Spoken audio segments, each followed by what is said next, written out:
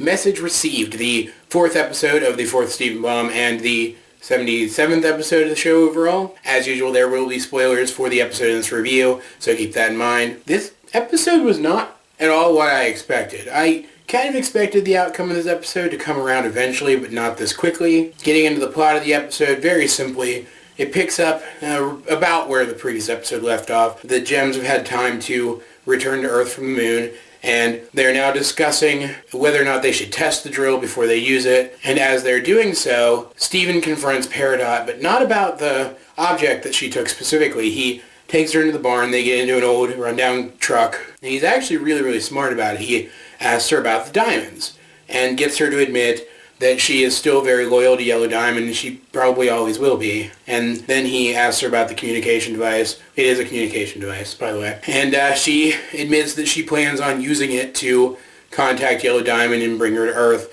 because she still feels like Earth could be of use to the Gempire. And Steven does a clever little trick. Well, I say clever, but in cartoon land, it's a clever little trick. It was more of a gag in the show itself. To get the object away from her, shows it to Pearl, and Pearl calls it a direct line to the diamonds. And actually, when you look at it up close, you can see it isn't just white. It actually reflects the colors of all 4 diamonds. Thought that was a nice little touch. And of course, the Gems want to do everything in their power to prevent Peridot from using the object to contact Yellow Diamond and bring her here, because that would arguably be even worse than the cluster, and even if it isn't technically worse, it would still be heaping on top of the problems they're already having with the cluster. And Peridot manages to get free, and she hops into her mech suit. She fights them long enough to get the object away from them again, runs off, they chase her, Amethyst turns into a helicopter, and they chase after her. There's a brief struggle, but Peridot manages to get away and get the object in her hand long enough to activate it. She actually twists it so that the yellow sides match up, and it glows yellow, and that's the portal-looking thing that we saw in the trailers. It was actually just a holographic screen that then links her to, I guess, Yellow Diamond's control room, throne room, whatever, something along those lines, but it links her directly to that. The other Gems and Steven hide behind the wreck of Peridot's mech suit while Peridot talks to Yellow Diamond because they don't want to be seen. Because at this point, Peridot and Jasper are still, well, and Lapis, I guess, too, are technically the only homeworld Gems who actually know for a fact, who have actually seen and confirmed with their own eyes that there are still Gems active on Earth. And they hear Peridot talking to Yellow Diamond, and first of all, Yellow Diamond insists that Peridot identify which Peridot she is, which seemed to hurt Peridot's feelings, and she's just really, really dismissive of Peridot. She does ask about the cluster. She does ask about Jasper, which I thought was interesting. She did seem to care whether or not the two of them were okay, just she treated it more like she was concerned about her assets than she was about her people. And by the way, it's at this point that I should probably mention that Yellow Diamond had her own Pearl, who was kind of a jerk, and I actually kind of liked her. I would like to see more of this character again, mostly because I could imagine some really fantastic interactions between her and our Pearl. That's beside the point entirely. Anyway, Peridot, we thought that Peridot was going to just recommend to Yellow Diamond that the Gempire return and turn Earth back into a regular colony, but no, she's actually trying to convince Yellow Diamond that there are things of value on Earth, aside from just resources and the cluster, that the Earth is actually worth more than that, in a way above and beyond that. And she can't quite articulate what she's trying to say, but she does eventually just come out and say to Yellow Diamond that she thinks they should terminate the cluster project. But Yellow Diamond won't hear anything of it. She wants the Earth destroyed, and she wants her cluster. She doesn't care about any of the people on Earth. She doesn't care about what resources the Earth might provide for the Gempire.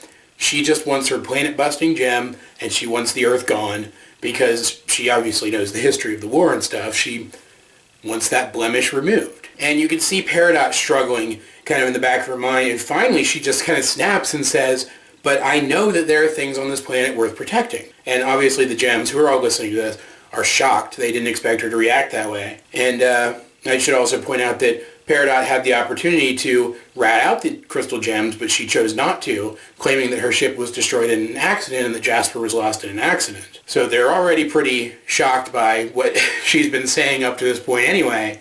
And then she calls out Yellow Diamond for not being rational, basically, calls her a clod to her face, gets Yellow Diamond all riled up, and basically makes herself an exile. She chooses the Earth over Yellow Diamond, and I feel like this came a little fast. I feel like that they could have eased us into this more. I feel like Peridot could have had more interactions with Yellow Diamond before she changed her mind so radically. But I'm not opposed to this because we have seen in the last few episodes that Peridot is interested in learning more about Earth and its customs, and that she does have a rebellious streak, and that she is very, very opinionated. And when she finally, I imagine this is the first time she ever talked to Yellow Diamond, when she finally talked to her Diamond, and her Diamond didn't care about her opinion, that probably really hurt her. And Steven declares that Peridot is now a crystal gem, and the others don't disagree. They basically say that she's a crystal gem whether she likes it or not, and she's like basically catatonic. She cannot believe what she just did. And that's where they leave the episode. And I feel like there's going to be some repercussions to this. I feel like Peridot's going to have to go through some emotional development because of this. And I feel like this is what's going to bring Yellow Diamond to Earth. She's going to come to confront Peridot, possibly even punish her, and find out what it is that changed Peridot's opinion so radically. When Peridot first showed up in the show, she was all about the cluster, and now she wants to destroy it. It doesn't seem like Yellow Diamond really knows her individual followers all that well, but I'm sure she probably has access to Peridot's records and knows that she was not of this mindset when her mission started. I could also see Yellow Diamond at this point going back and looking at Peridot's records and seeing that she had made note of crystal gems on the Earth, and maybe that's what sparks her to come to Earth, because I believe wholeheartedly that she is coming to Earth, that she is going to be a major antagonistic force. So while I feel like this resolution was a little more rushed than it could have been, the more I think about it, I'm not really opposed to that. I think it works well enough, and now we can get on to other story elements, and I'm really interested in seeing where it goes in tomorrow's episode, if they actually go after the cluster or if there's something else that happens in the meantime. This episode felt like the definitive end of this storyline, of this sequence of events. Like I said, I believe there are going to be repercussions to this, but for now, this character arc involving Peridot, I think it is for the most part finished, which means tomorrow's episode could go in pretty much any direction. And regardless of whether or not this episode was how I imagined it, or the best episode ever, or the worst episode ever, it has gotten me interested in where the story is going next. But guys, if you have seen this episode, what did you think of it? Do you feel like it was a little too rushed? Do you feel like the pacing worked for you? And I've never asked this before, but what would you change about the resolution of this storyline if you had the opportunity? Let's get a discussion going in the comment section down below. Either way, this has been AJ22, and I will talk to you guys later.